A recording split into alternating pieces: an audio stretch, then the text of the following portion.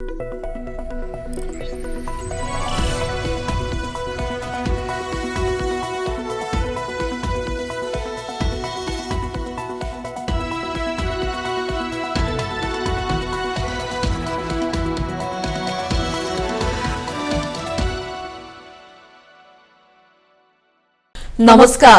Mountain समाचारमा स्वागत छ।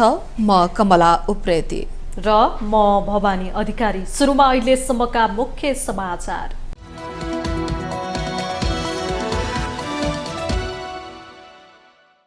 नागरिकको असन्तोष छेक्न सरकारले निषेधको सहारा लिने श्रृङ्खला गणतन्त्रमा झनै बढ्दै। शासनको अनुचित उपाय निषेधको साटो कानून कार्यान्वयनमा दृढता आवश्यक। रंगको पर्व फागु अर्थात होलीको लागि काठमाडौँ उपत्यका प्रहरीले गरे सुरक्षा व्यवस्थामा कडाई। अवांछित गतिविधि गर्नेलाई कानून अनुसार कारवाही गर्ने। विद्युतीय व्यापार विधेयकले उपभोक्ता ठगिने क्रम नियन्त्रण हुने विश्वास। प्रभावकारी नियमन र अनुगमनबाट वस्तु तथा सेवाको सहज कारोबार फस्टाउने। चेक अनादारको मुद्दामा 5% जरिवाना लाग्ने व्यवस्था गर्न संसदीय समितिमा सहमति। गलत रकम लेखेकै आधारमा चेक अनादरको मुद्दा दर्ता नहुने। बजेट निर्माण र बाँडफाँडको अधिकार प्रदेश तथा स्थानीय सरकारलाई दिन नसक्ने अर्थमन्त्री पौडेलले गरे स्पष्ट। त्यस्तो अधिकार दिँदा देश नबन्ने तर्क। बंगलादेशकी पूर्व प्रधानमन्त्री शेख हसिनाको सम्पत्ति जफत। हसिनाको परिवारसँग सम्बन्धित 124वटा बैंक खाता पनि नियन्त्रणमा लिन अदालतको आदेश। र युगाण्डामा जारी 4 देश बीचको वन्स डे कपमा नेपाल नामिबियासँग फेरि हार्यो। 126 रनको लक्ष्य पछ्याउँदा 102 रनमा सीमित रहेपछि अङ्क तालिकाको पुछार।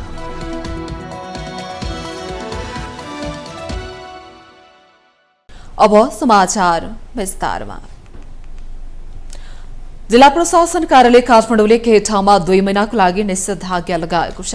कार्यपालिका, व्यवस्थापिका र न्यायपालिकाको कार्यालय, अति विशिष्ट भनिनेहरूको निवास तथा मुख्य प्रशासनिक केन्द्र र त्यस आसपासको ठाउँमा 5 जनाभन्दा बढी भेला भई अनसन, धरना, घेराउ, जुलुस, प्रदर्शन तथा सभा लगायतका विरोधका कार्यक्रम गर्न नपाइने गरी जिल्ला प्रशासनले निषेधाज्ञा लगाएको हो।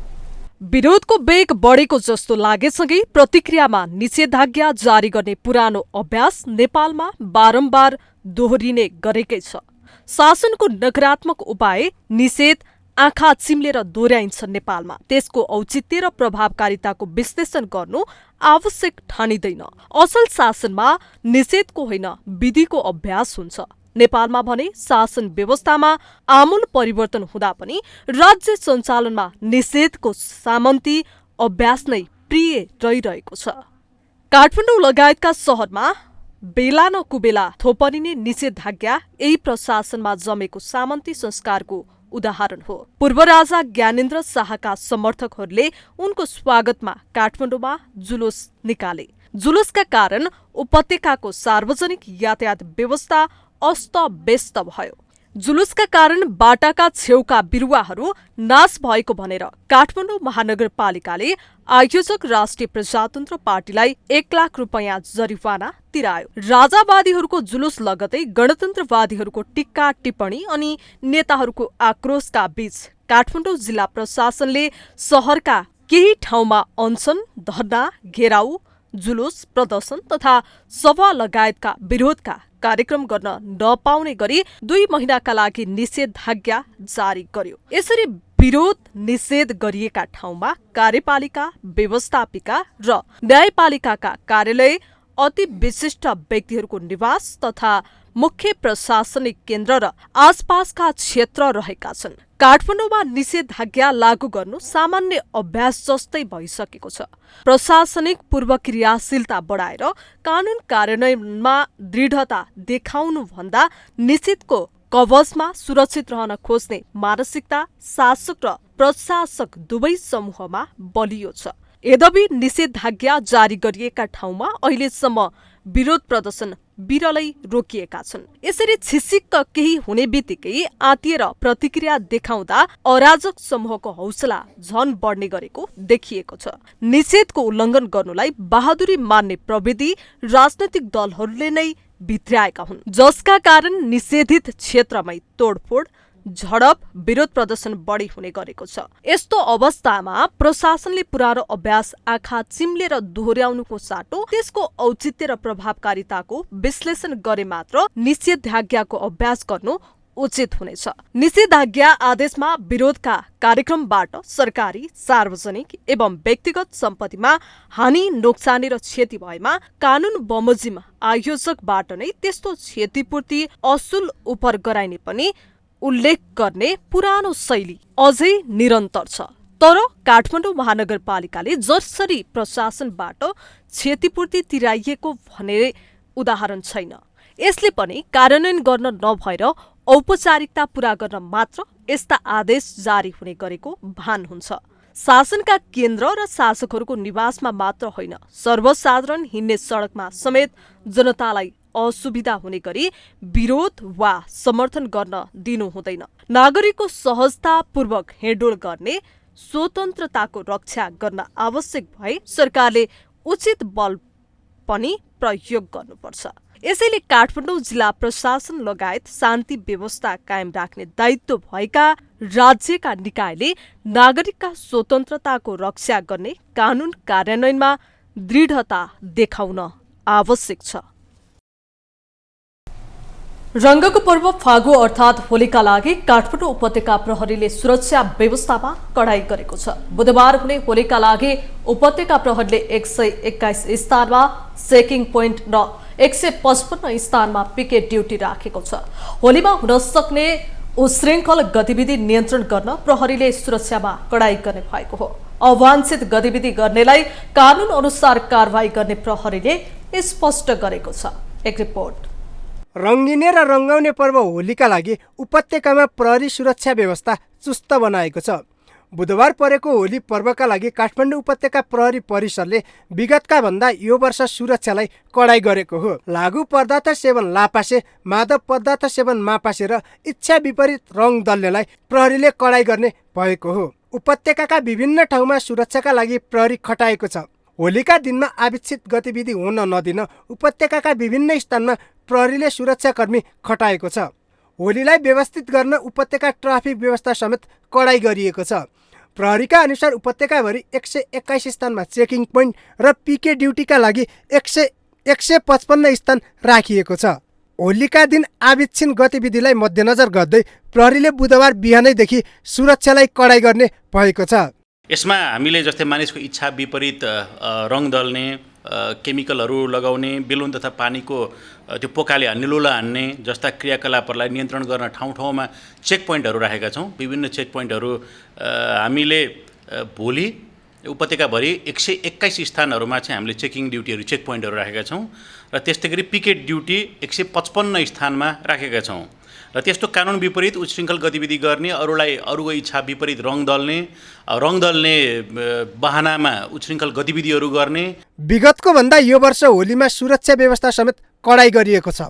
सवारी साधनमा 2 जना भन्दा बढी सवार हुन नदिन प्रहरीले जनाएको छ। कानुन विपरीत क्रियाकलाप गर्नेलाई नियम बमोजिम कारबाही गरिने प्रहरीले स्पष्ट पारेको छ। मापसे, मादक पदार्थ सेवन र लागू औषधि सेवन, लागू पदार्थ सेवन लापसे र मापसे दुईटैको, त्यो लापसेको पनि छुट्टै किट नै राखेर हामीले होलीको दिनमा विभिन्न किसिमका लागू औषधहरू सेवन गरेर सवारी साधनहरू चलाएर दुर्घटनाहरू निम्तिन सक्छन्, अन्य अवांछित गतिविधिहरू हुन सक्छ भनेर त्यस्ता गतिविधिहरूलाई निरुत्साहित गर्नको लागि पनि हामीले चेक पोइन्टहरू राखेका छौँ। त्यो लापसे मापसे गर्नेहरूलाई त अब लागू पदार्थ सेवन गर्नेहरूलाई त हामी लागू औषध नियन्त्रण ऐन अनुसारै कारबाही गर्छौँ। मादक पदार्थ सेवन गर्नेहरूलाई पनि त्यही अनुसारको अब कारबाही गर्छौँ। सवारी अनुशासन भङ्ग गर्ने, लेन अनुशासन भङ्ग गरेर हिँड्ने त्यस्तोलाई अब सवारी ऐन अनुसार पनि कारबाही हुन्छ र अरू उच्छृङ्खल गतिविधि गर्ने, झैझगडा गर्ने, मारपिट गर्ने, हात हतियार लिएर हिँड्न सक्ने व्यक्तिहरू त्यस्तो हुन सक्छन् भन्ने जुन हामीले एजम्सन गरेर सवारी सुरक्षा योजना बनाएको छौँ, त्यस्ता व्यक्तिहरू भेटिए भने त्यही अनुसारको कानुन आकर्षित हुन्छ र त्यही अनुसार हामी कारबाहीको दायरामा ल्याउँछौँ। यस्ता खालका सुरक्षा योजनाहरू सार्वजनिक गर्ने परिपाटी पुरानै हो, तर यसको कार्यान्वयन अवस्था भने फितलो नै हुने गरेको छ। विगतका वर्षहरूमा होलीकै अवसरमा आयोजना गरिने कार्यक्रममा धेरै नराम्रा गतिविधिहरू हुने गरेका थिए। यस्ता पर्वहरूले सामाजिक सांस्कृतिक सद्भाव बढाउनेमा महत्त्वपूर्ण भूमिका निर्वाह गर्ने गर्दछ। यो कुरालाई ध्यानमा राख्दै होली मनाउनु पर्छ। माउन्टेन टेलिभिजन एचडीका लागि क्यामेरामा पुरन सुवेदीका साथमा सुर्जन बोहरा, काठमाडौँ। सरकारले राष्ट्रिय चिया तथा कफी विकास बोर्डको कार्यकारी निर्देशक पदमा फाइरन्द्र राज पाण्डेलाई नियुक्त गरेको छ। फागुन 26 गते बसेको मन्त्री परिषदको बैठकले पाण्डेलाई बोर्डको कार्यकारी निर्देशक पदमा नियुक्त गरेको हो। सरकारका प्रवक्ता पृथ्वी सुब्बा गुरुङले सरकारले राष्ट्रिय प्राकृतिक स्रोत तथा वित्त आयोगबाट सिफारिस भए बमोजिम संघ, प्रदेश र स्थानीय तहबीज रोयल्टी बाँडफाँडको आधार विधि र हिस्सा स्वीकृत गरेको छ। जापान सरकारको सहयोगमा निर्माणाधीन नागढुङ्गा सुरुङ मार्ग निर्माण आयोजनाको लागि प्रस्तावित सहुलियतपूर्ण ऋण सहायता सम्बन्धी सम्झौतालाई अन्तिम रूप दिन अर्थ मन्त्रालयका सहसचिवको नेतृत्वमा वार्ता टोली गठन गर्ने लगायतको निर्णय भएको छ। त्यस्तै राष्ट्रिय चिया तथा कफी विकास बोर्डको कार्यकारी निर्देशक पदमा श्री फैन्द्र राज पाण्डे लमजुङलाई नियुक्ति गर्ने निर्णय भएको छ। त्यस्तै प्रकारले अनुचित लेनदेन मिटर ब्याज अपराध सम्बन्धमा अपराध नियन्त्रणका लागि सुझाव सहितको प्रतिवेदन पेश गर्न श्री बाबुराम रेग्मीको अध्यक्षतामा श्री भरतबहादुर पोखरा र श्री बद्री प्रसाद भट्टराई सदस्य रहेको 3 सदस्यीय अनुचित लेनदेन मिटर ब्याज सम्बन्धी जाँचबुझ आयोग 2081 गठन गर्ने निर्णय भएको छ। किनभने हामी सबैलाई थाहा छ मिटर ब्याजको त्यत्रो समस्या भएको अनि संसदले चाहिँ फास्ट ट्र्याकमा चाहिँ ऐन पनि बनाएको, तर त्यसको कार्यान्वयन गर्ने काम चाहिँ अझै पनि प्रभावकारी ढङ्गले नभए हुनाले त्यो मिटर ब्याज सम्बन्धी जाँचबुझ आयोग गठन गरिसकेपछि त्यसले एउटा रिपोर्ट पेश गर्छ। त्यसको रिपोर्टको आधारमा सरकारले त्यसलाई चाहिँ प्रभावकारी ढङ्गले कार्यान्वयन गर्ने कामका लागि यो व्यवस्था गरिएको कुरा यहाँ सबैलाई म जानकारी हुन चाहन्छु। मन्त्रालय र अन्तर्गतका निकायहरूको संगठन तथा व्यवस्थापन सर्वेक्षण गर्न पूर्व स्वीकृति प्रदान गर्ने पनि निर्णय भएको छ। अनुचित लेनदेन अपराध नियन्त्रणको लागि सुझाव सहितको प्रतिवेदन पेश गर्न 3 सदस्यीय अनुचित लेनदेन मिटर ब्याज सम्बन्धी जाँचबुझ आयोग 2081 गठन गर्ने लगायतको निर्णय भएको छ। माउन्टेन समाचारमा पालो भएको छ विश्रामको।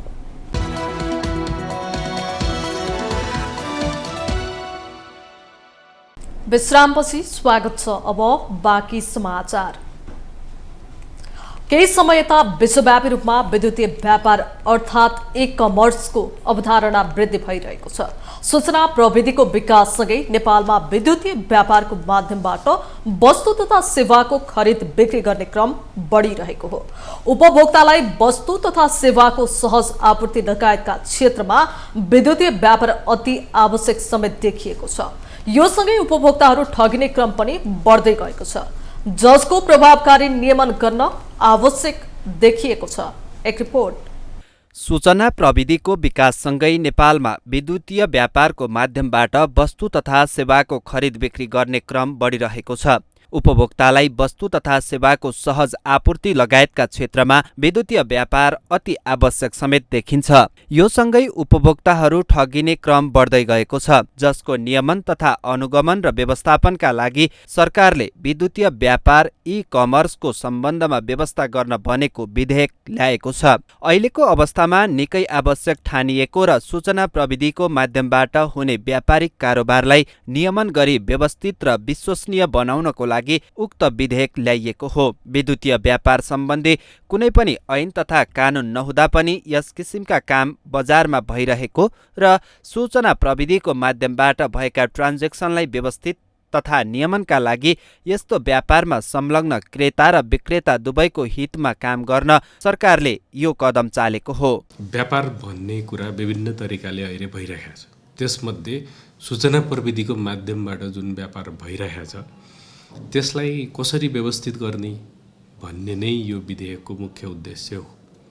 त्यही विषयलाई ध्यान दिएर अब यो केही समयमा यो ऐनको रूप लिने अवस्थामा छ र यसले विशेष गरी सूचना प्रविधिको माध्यमबाट यदि ट्रान्जेक्सन भइरहेको छ भने त्यस्तो ट्रान्जेक्सनलाई कसरी व्यवस्थित गर्ने, त्यसमा पनि क्रेता र विक्रेता दुवै पक्ष हुन्छ, त्यो दुवै पक्षको हिताभिवृद्धि कसरी गर्ने हैन। अर्थात् हामीले यो विषयलाई व्यवस्थापन गर्नुको लागि ऐन कानुन नबनाउँदाखेरि पनि मार्केटमा यस प्रकारको ट्रान्जेक्सन त भइरहेकै छ हैन। त्यस प्रकारका विभिन्न प्लेटफर्महरू मार्फत हामीले चाहिँ विभिन्न खालको कारोबारहरू गरिराखेकै छौँ।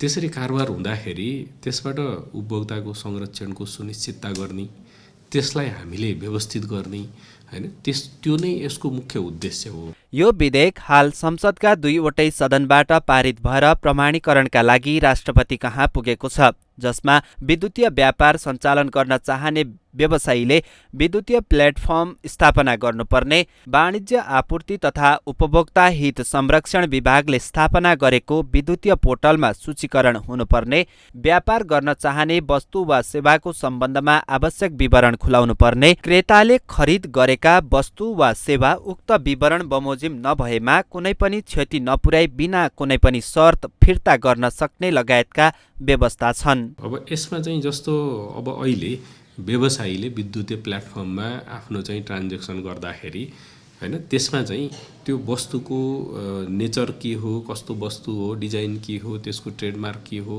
यी सबै कुराहरू खुलाउनु पर्ने हुन्छ। त्यसको प्राइस कति हो, त्यसमा शुल्क लाग्ने केही छ भने हस्तान्तरण कहिले हुन्छ हैन, अनि त्यसैगरी फिर्ता गर्न मिल्छ मिल्दैन, त्यसको समयावधि के हुने, क्रेता र विक्रेताको बीचमा चाहिँ कसरी कतिखेर करार भएको मान्ने, त्यसैगरी वस्तु र सेवासँग जोडिएका विभिन्न जस्तो मान्नुहोस् ग्यारेन्टी वारेन्टीका कुराहरू कसरी सुनिश्चित गर्ने हैन, त्यसैगरी तपाईँले क्लेम गरे अनुसारको वस्तु छैन हैन भन्दाखेरि चाहिँ इन्टरनेटमा चाहिँ हामीले यो वस्तुले यस्तो गर्छ भन्यो हैन, त्यो आधारमा क्रेताले किने तर त्यो सुनिश्चित भएन भने हैन, त्योदेखि लिएर वस्तु र सेवाको हस्तान्तरण गर्ने हैन, त्यसैगरी ढुवानीकर्ताको दायित्व, व्यक्तिको क्रेताको व्यक्तिगत सूचना गोप्य राख्ने कुरा हैन, त्यसैगरी मध्यस्थ व्यवसायीको रेस्पोन्सिबिलिटी के हुने हैन, त्यसैगरी सूचीमा आधारित व्यवसायीहरूको चाहिँ दायित्व के हुने, त्यो विक्रेताको दायित्व के हुने हैन, यी लगायतका विषयहरू चाहिँ हामीले यसमा व्यवस्था गरेका छौँ। देशभित्रै रोजगारी सृजना, वस्तु तथा सेवाको सहज आपूर्ति,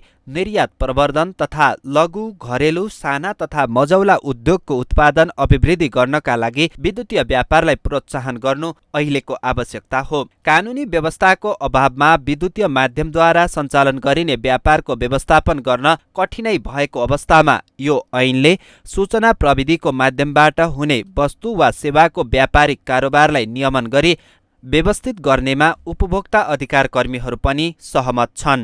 नेपालको संविधानको धारा 44ले प्रत्याभूत गरेको उपभोक्ताको हकको संरक्षणका लागि सरकारको यो कदम सकारात्मक छ। यसबाट उपभोक्ता संरक्षण 2075 अनुसार गुणस्तरीय वस्तु तथा सेवा प्राप्त गर्ने उपभोक्ताको अधिकार स्थापित गर्न मद्दत पुग्ने विश्वास गरिएको छ। धन्यवाद। विशेष गरी हामी अधिकार कर्मीहरूले विगत लामो समयबाट यो सामाजिक सञ्जालहरू मार्फत विद्युतीय प्लेटफर्मलाई प्रयोग गराएर ई-कमर्सको प्लेटफर्मबाट गरिने व्यापार व्यवसायलाई नियमन गर्ने कानुन नेपाल सरकारसँग नहुँदाखेरि डिस्प्लेमा एउटा सामान देखाउने, बिल पनि जारी नगर्ने, मूल्यहरू बढी लिने, विभिन्न बहानामा उपभोक्तासँग अतिरिक्त शुल्क असुल्ने काम भइरहेको छ।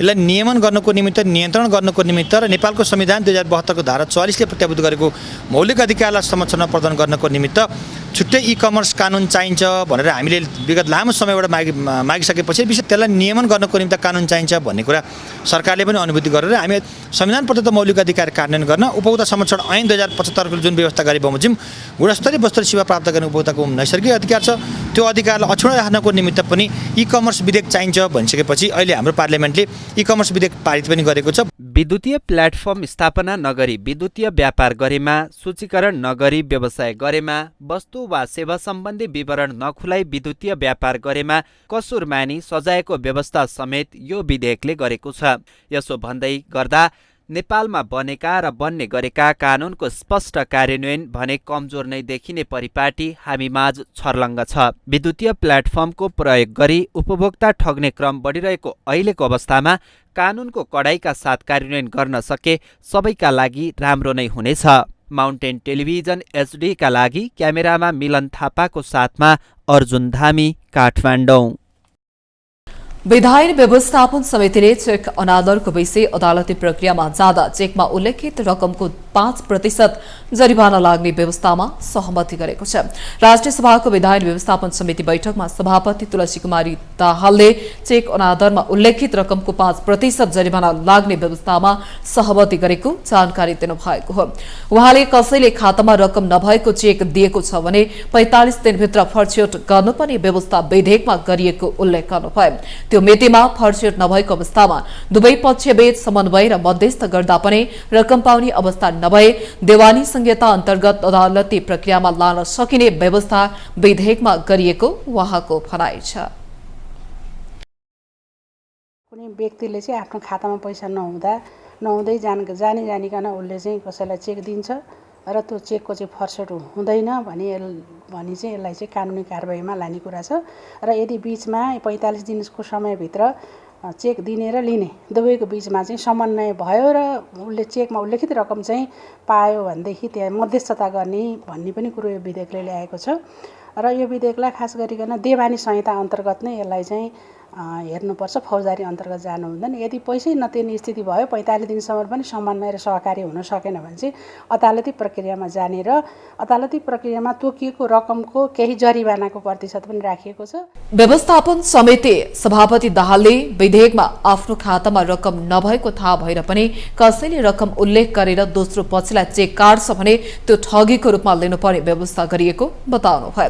नेकपा माओवादी केन्द्रका उपाध्यक्ष नारायण काजी श्रेष्ठले चेकमा गलत रकम लेखेकै आधारमा चेक अनादरको मुद्दा दर्ता नहुने स्पष्ट गर्नुभयो।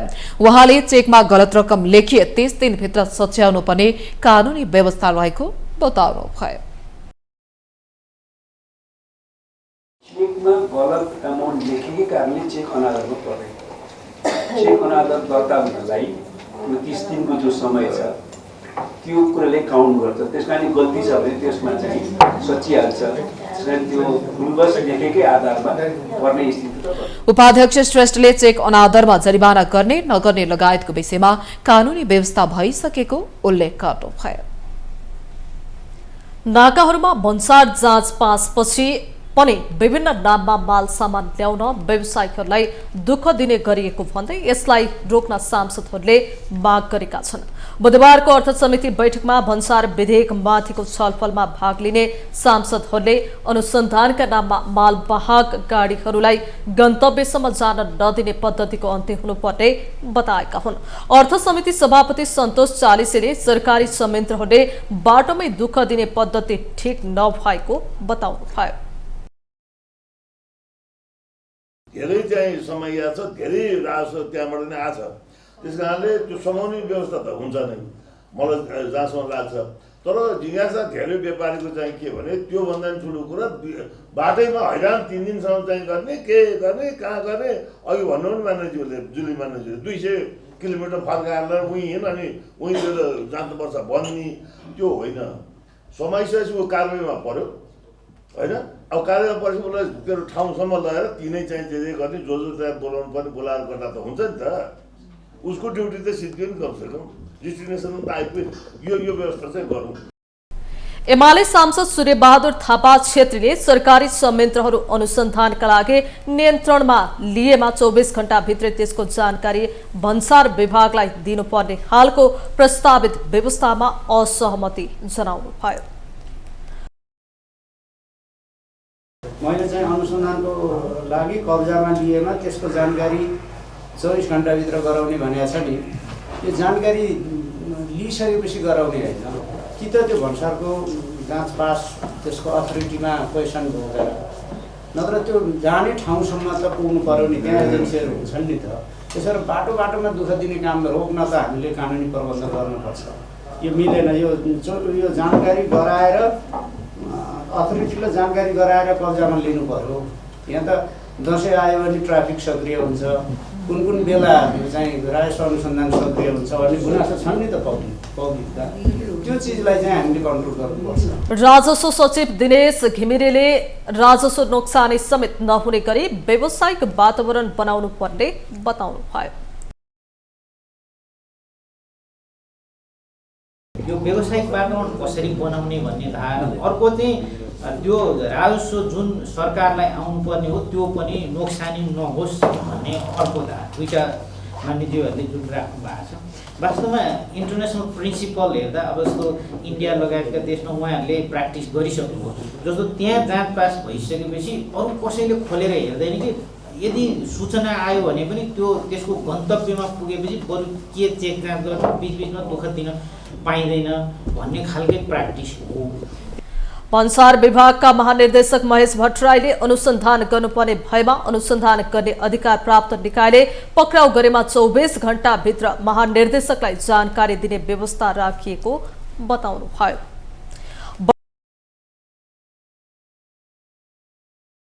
अब अनावश्यक होल्ड गरिदिए राखिदिए 3 दिनसम्म राख्यो त्यसपछि छोड्यो एक्ज्याक्टली यता कता मैले पनि सुनेको छु। यो भूमिकामा मात्र रहँदा होइन हिजोका विभिन्न भूमिका रहँदा नि कुरा सुनियो त्यो भएर के राख्यो भने 24 घण्टाभित्र महानिर्देशकले जानकारी गराउने। सशस्त्र प्रहरी बलले भन्सार राजस्व चुहाट गरेर आएको सामान पौडेको पनि यही भन्सार ऐन अन्तर्गत हो नि त। राजस्व अनुसन्धान विभागले भन्सार सम्बन्धी कुनै कारवाही गर्छ भने पनि त्यसको अल्टिमेट एपेक्स ऐन त यही हो नि त। र यो ऐन कार्यान्वयन गर्ने एपेक्स इन्स्टिट्युसन एपेक्स पदाधिकारी भनेको त भन्सार विभागको महानिर्देशक हो नि त। त्यस अर्थमा महानिर्देशकलाई समयमा जानकारी गराऊ।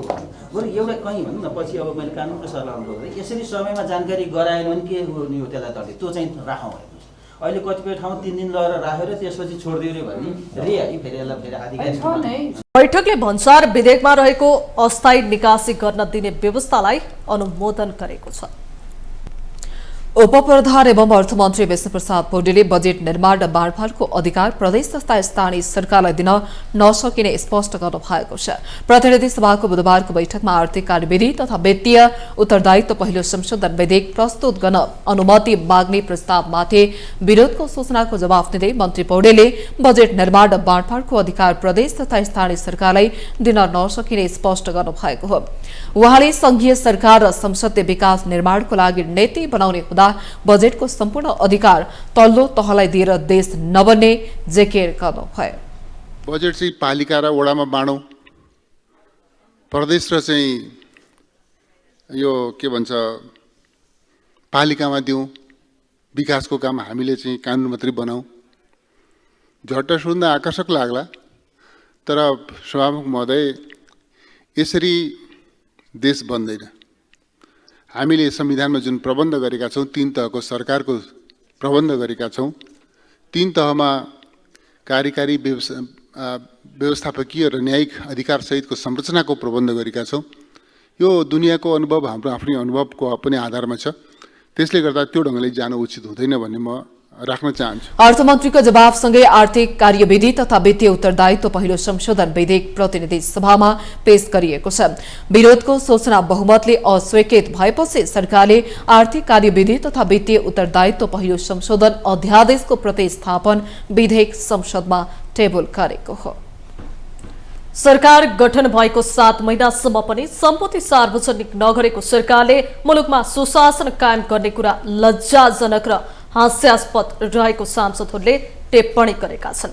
प्रतिनिधि सभाको बुधबारको बैठकमा सुशासन प्रबन्धन तथा सार्वजनिक सेवा प्रवाह सम्बन्धी केही नेपाल ऐनलाई संशोधन गर्ने विधेयक प्रस्तुत गर्न अनुमति माग्ने प्रस्तावमाथि विरोधको सूचना दिँदै सांसदहरूले यस्तो टिप्पणी गरेका हुन्। आम जनता पार्टी आजपाका अध्यक्ष प्रभु शाहले सुशासन प्रबन्धन तथा सार्वजनिक सेवा प्रवाह सम्बन्धी केही नेपाल ऐनलाई संशोधन गर्ने विधेयकले भ्रष्टाचार र कुशासनलाई बढावा दिएको आरोप लगाउनु भएको छ। सुशासनमा प्रतिबद्ध, पारदर्शितामा प्रतिबद्ध सरकार सायद 1 महिनामै आफ्नो सम्पत्ति विवरण सार्वजनिक गर्नुपर्ने हो। अहिलेसम्मको परम्परा हेर्ने हो भने जिम्मेवार सरकारले टाइममै आफ्नो दायित्व पुरा गर्छ र अहिले यति महिना पुग्दा पनि सरकारको त्यो सम्पत्ति सार्वजनिक भएको हामी हेर्दैनौँ। भनेपछि सुशासनको एउटा मेरुदण्ड भनेको पारदर्शिता हो। सरकार कहीँ पनि पारदर्शितामा जिम्मेवार देखिन्न। यो उदाहरण मात्र मैले भनेको छु। सुशासन भनेको भ्रष्टाचारलाई नियन्त्रण पनि हो, लुटलाई नियन्त्रण पनि हो। तर आजको विधेयक हामी हेर्छौँ लुटलाई, भ्रष्टाचारलाई बढावा गरेको देखिन्छ।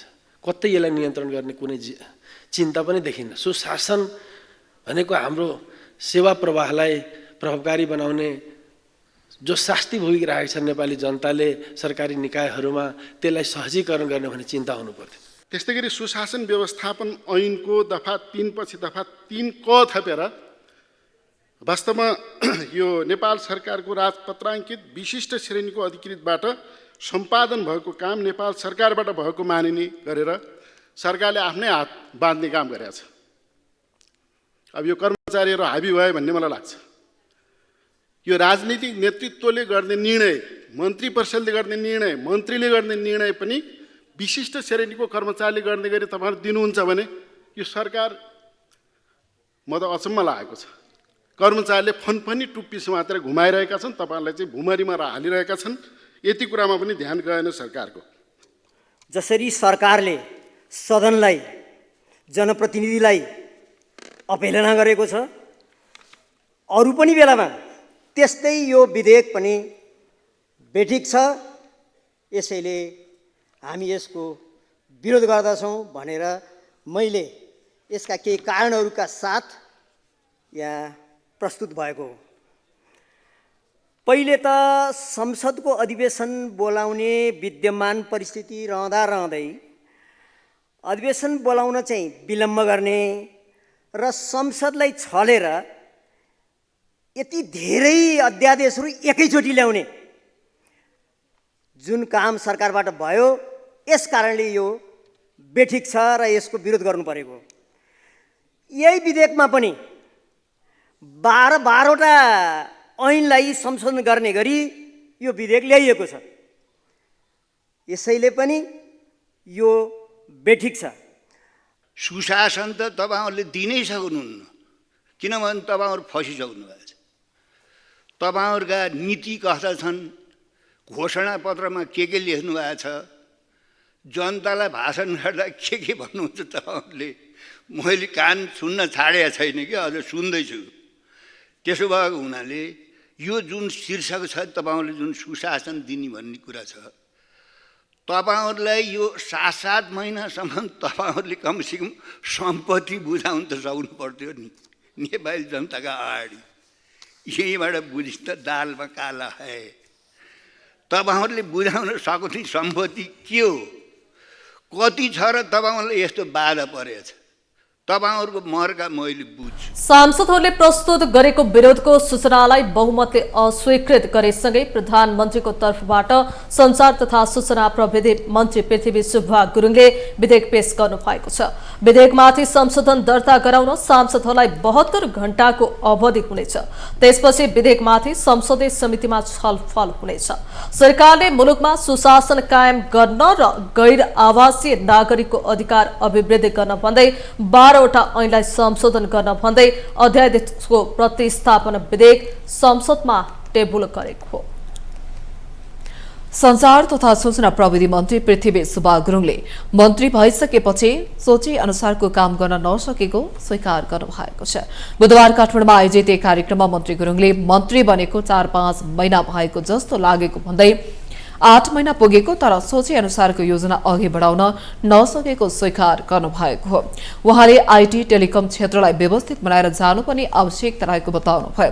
शासकीय शैलीमा सुधार नगरी अघि बढ्न नसकिने मन्त्री गुरुङको भनाइ छ। उहाँले पुरानो शासकीय शैलीबाट अब अघि बढ्न नसक्ने जिकिर गर्नुभयो। उहाँले अध्यादेशलाई गलत तरिकाले प्रचार गरिएको भन्दै आपत्ति जनाउनुभयो। केही न केही शासकीय शैलीमा सुधार गर्नु पर्यो भनेर तत्कालै गर्नु पर्यो। त्यो हामीले अध्यादेश त्यही कारण ल्याएको। जसरी अध्यादेशको गलत व्याख्या भइरहेछ, गलत भाषा निर्माण गर्न खोजिरहेछ, अधिनायकवादतिर जान खोजेको, संसदलाई छल्न खोजेको बिल्कुल होइन। किनभने हामीलाई थाहा छ संविधानले नै संसद छल्न पाइँदैन। त्यही संसदबाट पास गर्नुपर्छ अध्यादेशहरू। खालि हाम्रो मोटिभ के छैन, अहिले नै आवश्यकता पर्यो सुशासन त अहिलेको काम त अहिलेदेखि सुरु गर्नु पर्यो। हाम्रो चाहिँ सिस्टम हेर्दाखेरि हाम्रो चाहिँ अहिलेसम्म प्रचलन हेर्दाखेरि अहिलेसम्मको कामको तरिका हेर्दाखेरि के देख्यो, एउटा विधेयक पार गर्नलाई 4-5 वर्ष लाग्यो। त्यसै विधेयक चाहिँ मैले पास गराएँ, म आएपछि अलि पुछर्नी मोटेर 6 वर्ष लाग्यो रहेछ। मन्त्री गुरुङले जनताको सूचनाको हक प्रवर्धन, जनताको अभिव्यक्ति स्वतन्त्रता अभिवृद्धि गर्ने पक्षमा कुनै सम्झौता नहुने स्पष्ट गर्नुभयो। उहाँले सामाजिक सञ्जालबाट हुने अपराधपूर्ण कामहरूलाई नियन्त्रण गर्न विधेयक ल्याइएको दोहोर्याउनुभयो।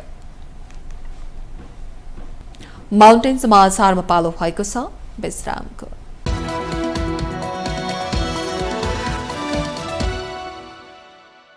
विश्रामपछि पुनः स्वागत छ। अब बाँकी समाचार। शिक्षक महासंघले नेकपा एमालेको पार्टी कार्यालयमा धरना दिएको छ। बुधबार दोस्रो दिनको धरना अन्तर्गत महासंघले एमाले पार्टी केन्द्रीय कार्यालयमा धरना दिएको हो। उनीहरूले अब चैत्र 20 गतेसम्म पनि सरकारले विगतका सबै सहमति सम्बोधन हुने गरी विद्यालय शिक्षा ऐन जारी नगरे अन्तिम र निर्णायक चरणको आन्दोलन गर्ने चेतावनी पनि दिएका छन्। महासंघका अध्यक्ष लक्ष्मी किशोर सुवेदीले धरना कार्यक्रमपछि रिले अनसनमा जाने र चैत्र 20 गतेपछि अन्तिम निर्णायक चरणको आन्दोलन गर्ने चेतावनी दिनुभयो। उहाँले निर्णायक चरणको आन्दोलन जनआन्दोलन भन्दा पनि ठूलो हुने भन्दै संसदीय समिति र सरकारलाई चाँडो भन्दा चाँडो विगतमा भएका सबै सहमति कार्यान्वयन गरेर विद्यालय शिक्षा ऐन ल्याउन माग गर्नुभयो। शिक्षक कर्मचारीहरू अब दोस्रो चरण भने पनि यसलाई हामीले अन्तिम चरणको आन्दोलनको रूपमा अगाडि बढाइरहेका छौँ। अहिले हामी धरनाको क्रममा छौँ। यसपछि रिले अनसनमा जान्छौँ र चैत्र 20 गतेपछि अन्तिम र निर्णायक चरणको आन्दोलन हुन्छ। देशभरिका सबै शिक्षक कर्मचारी काठमाडौँमा आउँछौँ। जनआन्दोलनभन्दा ठुलो र बलियो आन्दोलन नेपाली शिक्षक कर्मचारीले गर्दैछन् र त्यो आन्दोलनलाई बुझेर, त्यो परिस्थितिलाई बुझेर संसदको समिति, व्यवस्थापिका संसद, नेपाल सरकार सबैलाई म के आग्रह गर्न चाहन्छु भने चाँडोभन्दा चाँडो विद्यालय शिक्षा ऐन हाम्रो विगतमा भएका सबै सहमतिहरूलाई सम्बोधन गरेर एउटा अग्रगामी शिक्षा ऐन ल्याइदिनका लागि म हार्दिक आग्रह गर्दछु। कि जितिन्छ कि बितिन्छ भन्ने मानसिकताबाट आफूहरू अघि बढिरहेको शिक्षकहरूले स्पष्ट गरेका छन्।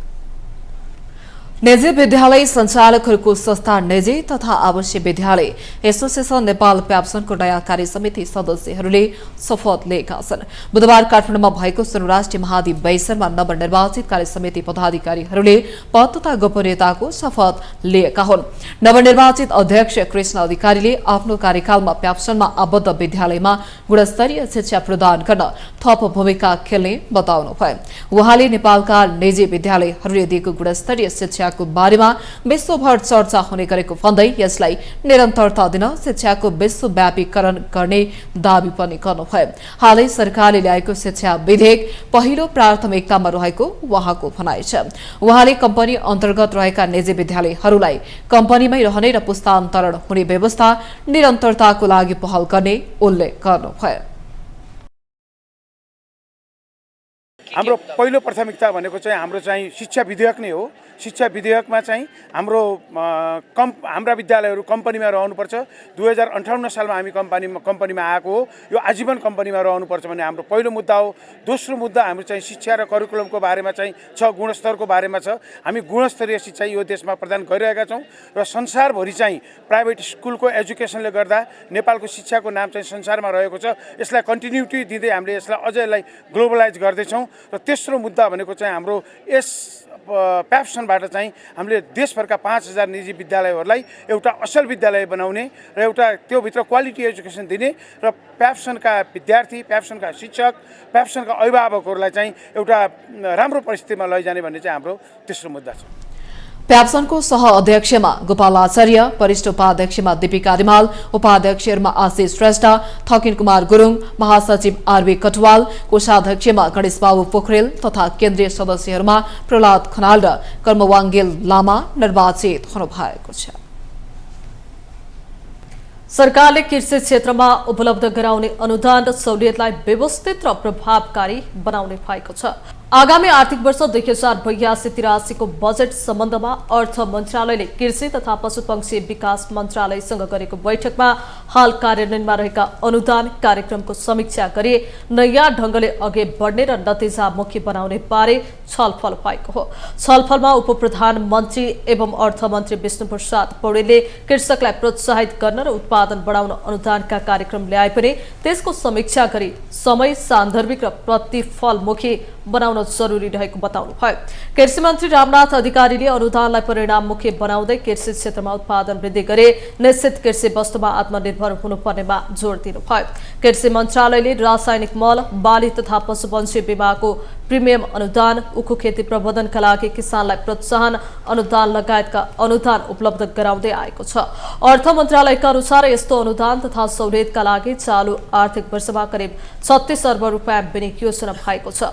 छलफलमा सहभागीहरूले अनुदानलाई उत्पादन प्रोत्साहनसँग जोड्नुपर्ने धारणा व्यक्त गर्नुभएको थियो।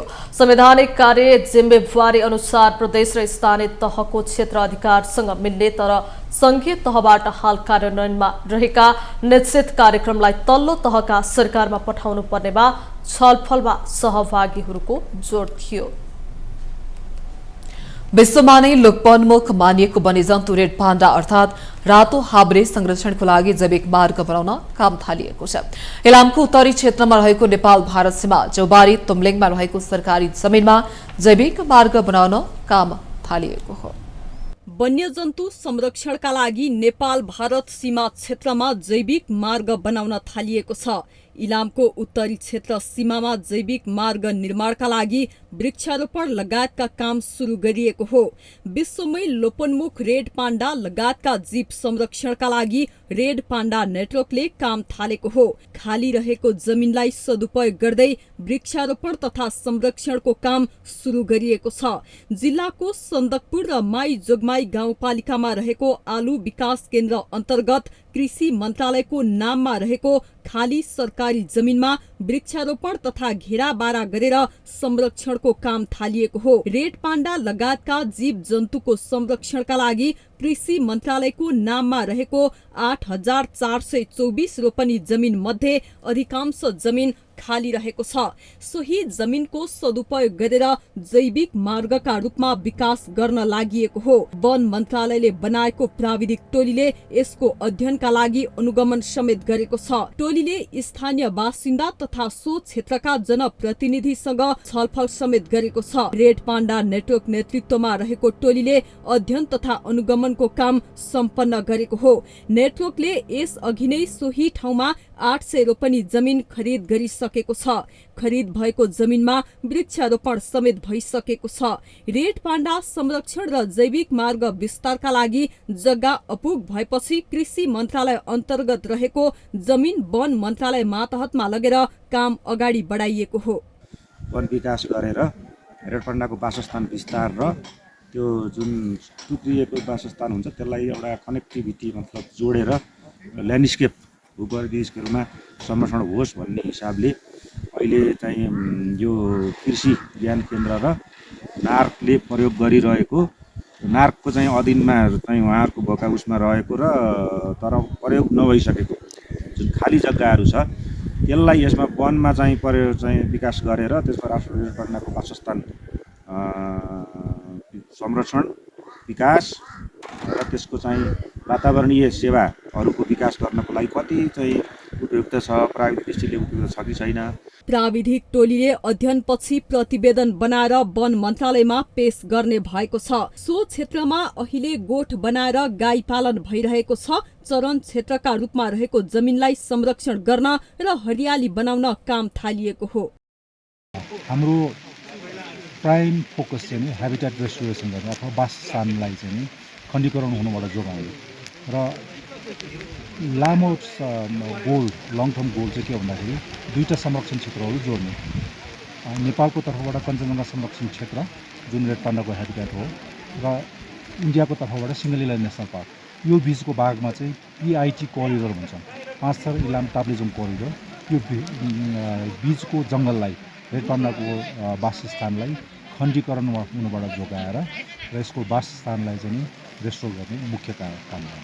आलु विकास केन्द्रको 8,824 रोपनी जग्गा मध्ये नेपाल कृषि अनुसन्धान परिषद र कृषि ज्ञान केन्द्रले उपभोग गरेको जग्गा बढीमा 50 हेक्टर मात्रै छ। अलपत्र जग्गामा वृक्षारोपण गरी वन्यजन्तुको आवत जावतका लागि काम अगाडि बढाउन लागि हो। रेड पाण्डाको आहारका लागि आवश्यक बिरुवाको वृक्षारोपण गरी जैविक मार्ग बनाउने योजना रहेको छ। यो अध्ययन टोली चाहिँ काठमाडौँबाट मन्त्रालयहरूका सचिव स्तरीय टोली आएको छ र चाहिँ विभिन्न मन्त्रालयको यसमा चाहिँ संलग्न छ। कृषि, पर्यटन, वन, भू संरक्षण सबैको चाहिँ प्रतिनिधित्व भएर आएको छ। यो चाहिँ अहिले आलु विकास र नार्टले जुन जमिनहरू प्रयोग गरिरहेको छ तीदेखि बाहेकका जमिनहरूमा चाहिँ वृक्षारोपण गरेर रेड पान्डाको कोरिडर भन्नाले बाटो अथवा उनीहरूको कनेक्टिभिटी गर्ने हिँड्ने मुभमेन्ट हिँड्ने बाटोको चाहिँ निर्माण गर्न सकिन्छ कि भनेर अहिले चाहिँ प्रारम्भिक अध्ययन टोली यहाँ आएको छ। ठिकै छ। सो क्षेत्र नेपाल भारत सीमा क्षेत्र पनि हो। भारतपट्टि घना जंगल भए पनि नेपालतर्फ उजाड चौड रहेको छ। रेड पाण्डा इलाम सहित ताप्लेजुङ, पाँचथर लगायत नेपालका 13 जिल्लामा पाइन्छ। यसअघि भएको गणनामा रेड पाण्डा 300 देखि 600 रहेको अनुमान गरिएको छ। सरकारले यसको संरक्षण गर्नका लागि लोपोन्मुख सूचीमा समेत राखेको छ। माउन्टेन टेलिभिजन एचडी का लागि इलाम सहकर्मी टीका खतिवड़ाको रिपोर्ट। करिब 8 महिनादेखि तातोपानी भन्सार कार्यालयमा 1300 मेट्रिक टन रासायनिक मल गोदाममा थन्किएर बसेको छ। भन्सार कार्यालयको खुला गोदाममा थन्किएको 50 किलोका 2600 बोरा मल काम नलाग्ने अवस्थामा पुगेको छ। कृषि सामग्री केन्द्र र आयातकर्ता बीच मूल्य एकिनमा विवाद हुँदा सो रासायनिक मल भन्सार कार्यालयमै रोकिएको तातोपानी सुक्खा बन्दरगाह भन्सार कार्यालयले जनाएको छ। सिनोमैक्स सिल्क मार्केट र अर्को एक फर्मको जोइन्ट भेन्चरमा चीनबाट सो मल आयात भएको थियो। गत वर्ष पनि करिब 1.5 वर्षसम्म त्यति नै परिणामको मल थन्किएको थियो। आयातकर्ता र कृषि सामग्री केन्द्र बीच आपसी समझदारीमा मल राजधानी पठाइएको थियो। तर यसपटक भने लामो समयसम्म केन्द्र र आयातकर्ता बीच विवाद नटुङ्गिएपछि मल थन्किएको छ। आयातकर्ता र केन्द्र बीच मलको मूल्यको विषयलाई लिएर उच्च अदालतमा मुद्दा परेको थियो। अदालतले दुवैलाई मध्यम मार्गी बाटो अपनाउन मलको विषय टुङ्ग्याउन आदेश दिएको छ। अदालतको आदेश बमोजिम केन्द्र र आयातकर्ताले समन्वयात्मक बाटोबाट समस्या समाधान गरेर मल राजधानी पठाउनु पर्नेछ। तर अहिलेसम्म उनीहरू बीच समन्वय समेत हुन सकेको छैन। त्यसकारण मल भन्सारकै गोदाममा थन्किएको छ भने यता कृषकहरू मल अभावमा बालीमा प्रयोग गर्न पाएका छैनन्। बेबे राजमार्ग अन्तर्गत सिन्धुली खण्ड नेपालथोक बर्की खोलाको पुनर्निर्माणको लागि बोलपत्र आह्वान भएको छ। गएको असोज 10, 11 र 12 गतेको अविरल वर्षा र बाढी पहिरोले क्षतिग्रस्त सडक पुनर्निर्माण कार्यको लागि सडक डिभिजन खाल्टेले ठेक्का आह्वान गरेको हो। ठेक्का 30 दिनमा खोलिनेछ। क्षतिग्रस्त बेबे राजमार्ग पुनर्निर्माणको लागि 4 प्याकेजमा काम थालिएको हो। अब बाँकी 3वटा प्याकेज काभ्रेतर्फको सडक डिभिजन भक्तपुरले ठेक्का लगाउनेछ। अर्थ मन्त्रालयले यही फागुन पहिलो हप्ता बेबी राजमार्ग पुनर्निर्माणको लागि 8 अर्ब 50 करोड रुपियाँको स्रोत सुनिश्चितता गरेको थियो। बाढी पहिरोले बेबी राजमार्ग अन्तर्गत काभ्रे पलाञ्चोको भकुण्डे बैसेदेखि नेपालथोकसम्म सडकमा क्षति पुर्याएको थियो। त्यसमा झण्डै 8 किलोमिटर सडकको संरचना नै क्षत-विक्षत छ।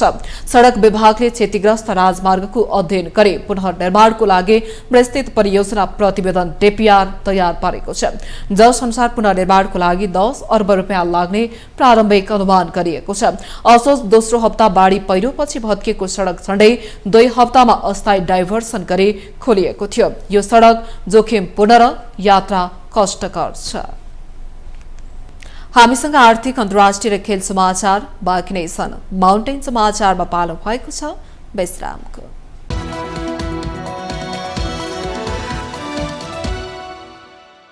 विश्रामपछि पुनः स्वागत छ। अब पालो आर्थिक समाचारको। आर्थिक समाचारको साथमा एनआईसी एशिया बैंक पनि साथी पनि राम्रो पनि हाम्रो पनि।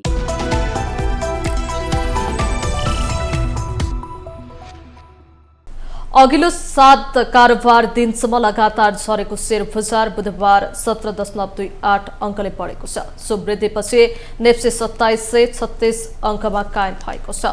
बजार बढ्दा पनि कारोबार रकम भने सामान्य घटेको छ। अघिल्लो दिन 8 अर्ब 39 करोडको कारोबार भएकोमा यस दिन 8 अर्ब 23 करोडको कारोबार भयो। धेरैजसो सेक्टर बढेका छन्। बैंकिङ 0.53, फाइनान्स 0.02, होटल तथा पर्यटन 0.64, हाइड्रो पावर 0.85, लगानी 1.76, जीवन बीमा 0.64, उत्पादन 0.18, निर्जीवन बीमा 0.40, अन्य 1.57 र व्यापार 0.21% बढे। माइक्रो फाइनान्स 0.27 र विकास बैंक सेक्टर 0.33% घटे। पेपोल्स हाइड्रो पावरको मूल्य 9.79% बढ्यो। प्रभु इन्सुरेन्सको 7.89, देवेश्वरी हाइड्रो पावरको 7.67, घलेम्दी हाइड्रो पावरको 6.71 तथा मनोकामना इन्जिनियरिङ हाइड्रो पावरको 6% मूल्य बढ्यो। विन नेपाल लघु वित्तको मूल्य 10%ले घट्यो। कर्पोरेट डेभलपमेन्ट बैंकको 4.31, ग्रिन डेभलपमेन्टको 3.8% मूल्य घट्यो। कारोबार रकमका आधारमा माछापुच्छ्रे बैंक संस्थापक, हिमालयन ट्री insurance, NRN infrastructure, Ghalemdi hydro power र नेपाल पुनर्बिमा कम्पनी क्रमशः अगाडि रहे। अब पालो अन्तर्राष्ट्रिय समाचारको।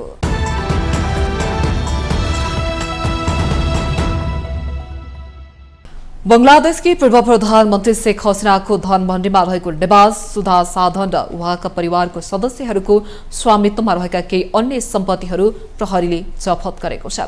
ढाकाको एक अदालतको आदेशपछि हसिनाको निवास र उहाँका परिवारको स्वामित्वमा रहेका सम्पत्तिहरू प्रहरीले जफत गरेको अन्तर्राष्ट्रिय सञ्चार माध्यमहरूले जनाएका छन्।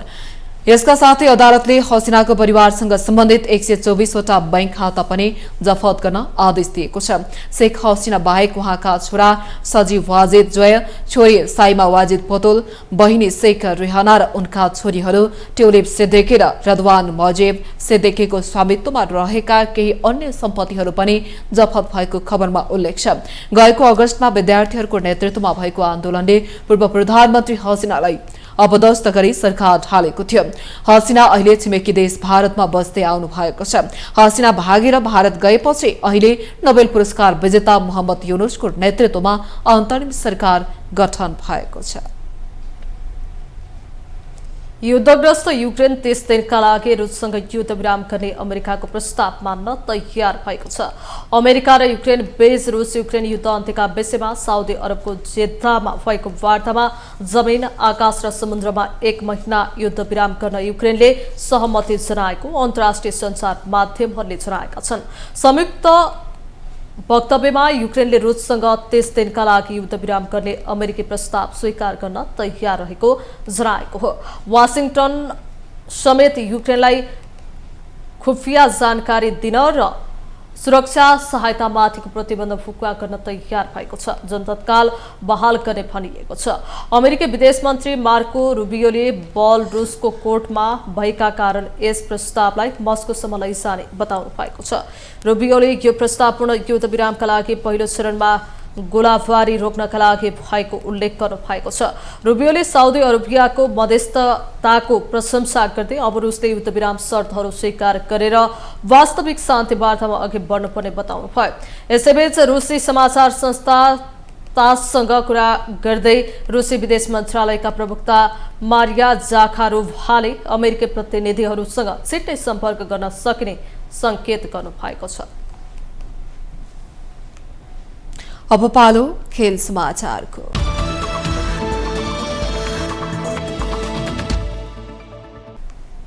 युगाण्डामा जारी 4 देशबीचको वुमन्स डे कपमा नेपाल नामिबियासँग फेरि हारेको छ।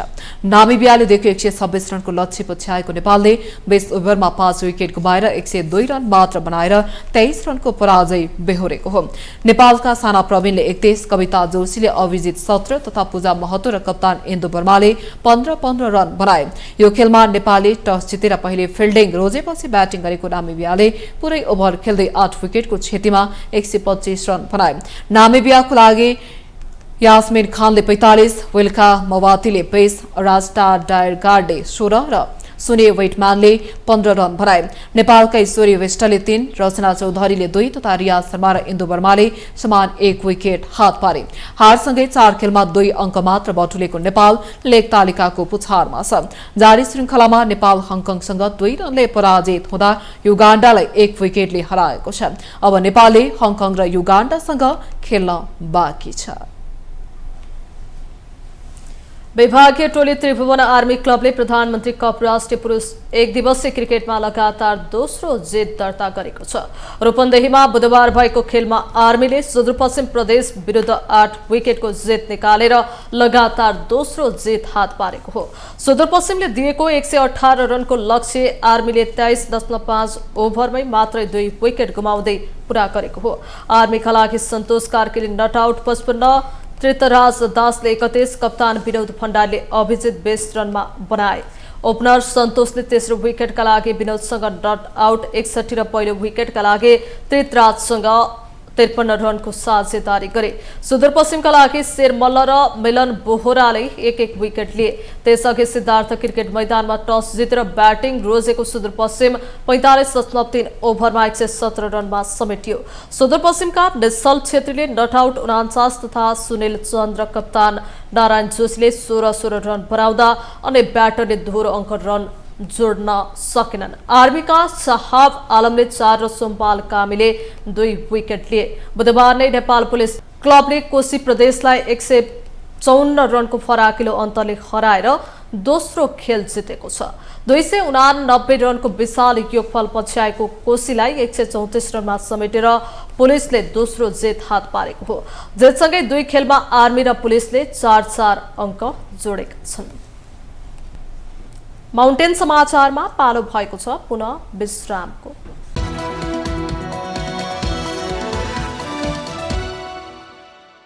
सँगै हामी माउन्टेन समाचारको अन्त्यमा आइपुगेका छौं। जाँदा जाँदै मुख्य समाचार पुनः एकपटक।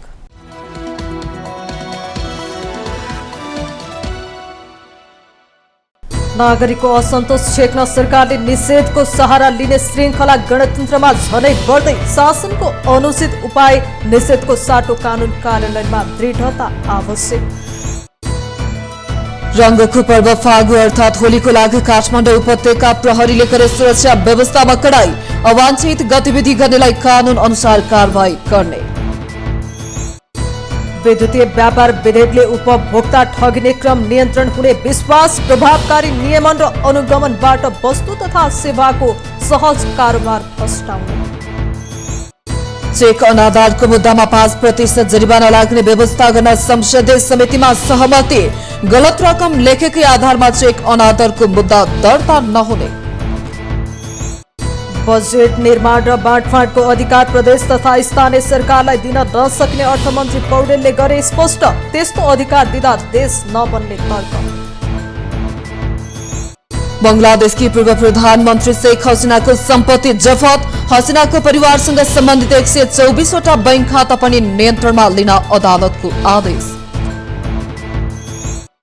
र युगाण्डामा जारी 4 देश बीचको वन्स डे कपमा नेपाल नामिबियासँग फेरि हार्यो। 126 रनको लक्ष्य पछ्याउँदा 102 रनमा सीमित रहेपछि अङ्क तालिकाको पुछार।